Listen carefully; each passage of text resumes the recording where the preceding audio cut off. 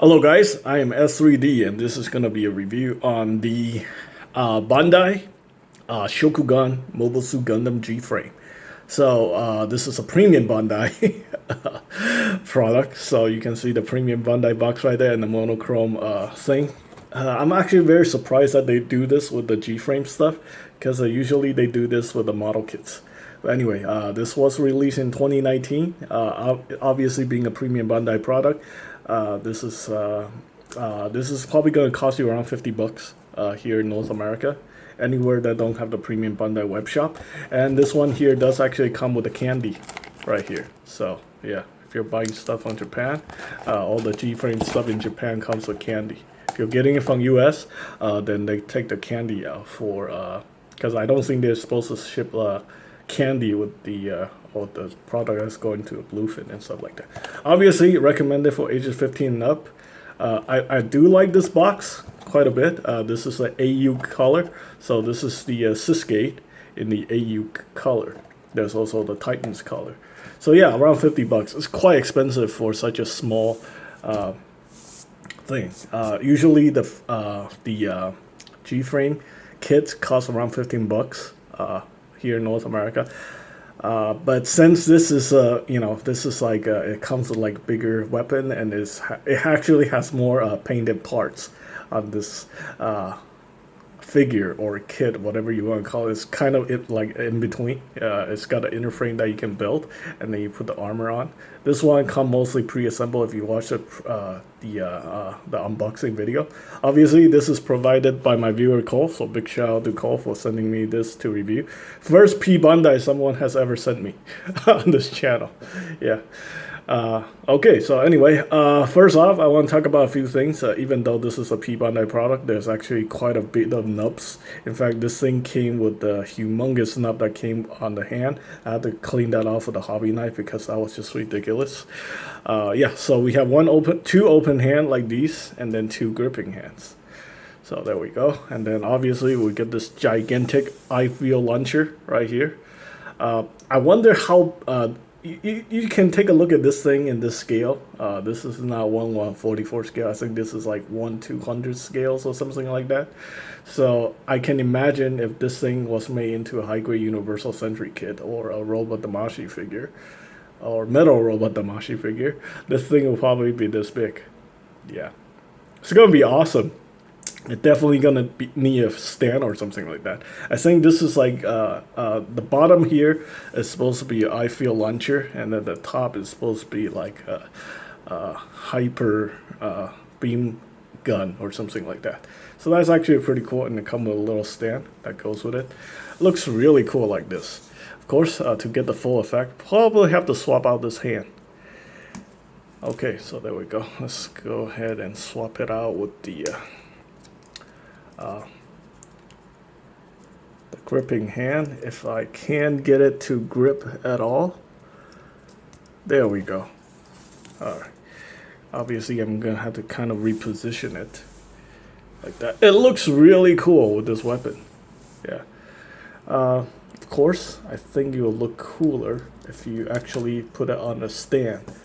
Like, I wonder if I can put it in an aerial pose. Now, Cole did tell me he also, I think he got the Titans version too, and I think that one's supposed to have like the one that he has kind of a loose joint. This one doesn't seem to be all that bad. I don't think this stand can support the weight. I'm just gonna use my hand here to kind of give you the illusion that it's like floating, something like that. Yeah, the arms can definitely hold the weight. You just need to find a proper stand that can hold it up. Unfortunately, all my other stands are currently preoccupied by my other kits. But there we go. That looks really nice if you can, put it on one of your action bases. This is definitely gonna look very legit. Very nice indeed. I like that. Okay, so anyway, one thing you guys need to realize about the GFrame kits is that they are all the same scale. It's the same inner frame for every single kit. So you're gonna have the RX-78 the same size as the Sotheby, the Unicorn, and all that. So this guy's the same size as the RX-78. Like the size doesn't matter because it all uses the same frame. So they are all in the same scale, kind of like Gundam Universe. So if that's like a deal breaker for you, then it's not gonna work out. But yeah, this guy is pretty cool. It really doesn't have any loose joints. I feel like the hip, that's not the issue with the kit. It's because the I-Feel launchers thing is just too heavy for the legs to hold up. So yeah, by itself, it's not loose whatsoever. Okay, so let's go ahead and get the I-Feel launcher off the suit, if I can.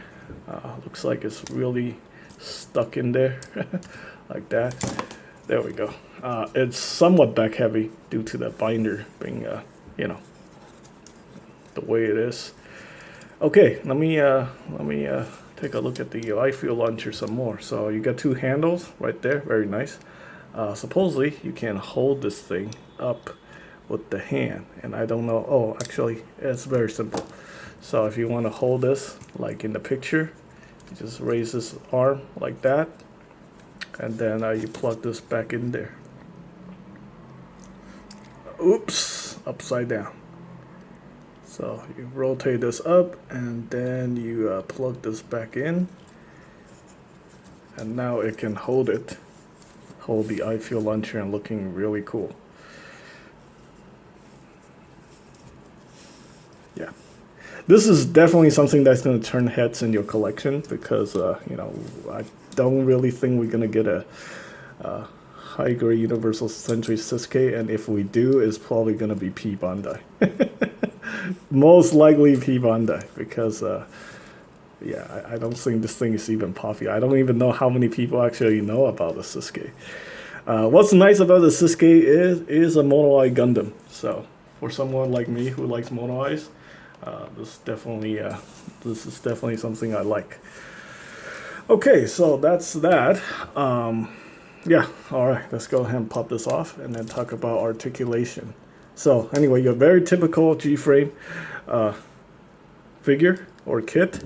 We're going to start with the back here. You can articulate the individual binder parts.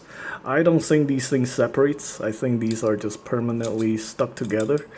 And yeah, seems like this shoulder armor likes to come off quite a bit, so just be careful with that. Like I said, the joints isn't really loose at all. You cannot flip open the binders, unfortunately. Let's see, is there any other points of articulation? Nope, that's it. So you can articulate the binders like that. We're going to start with the bottom of the feet. The feet is obviously on the ball joint, so you can rotate that. The ball joint is actually angled like this, like an L, so that's kind of interesting. But it's the same thing with every other GFrame kit.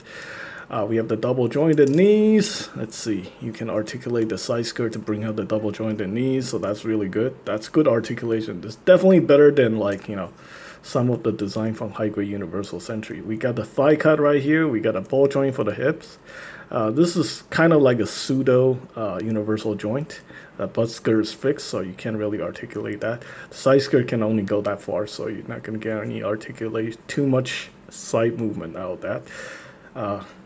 Plug right there for the connector point for the action base. So you can actually use this with the Gunpla action base 4 and 5, well, 1, 2, 3, 4, and 5. So that's really good. Front skirt can articulate forward. We do have a ball joint for the waist, so you can rotate that. Yeah, it's really not loose at all. So I think that's pretty good. Unfortunately, there's no ab crunch. The neck, you got the hinge right there, so the neck can go giggly giggly.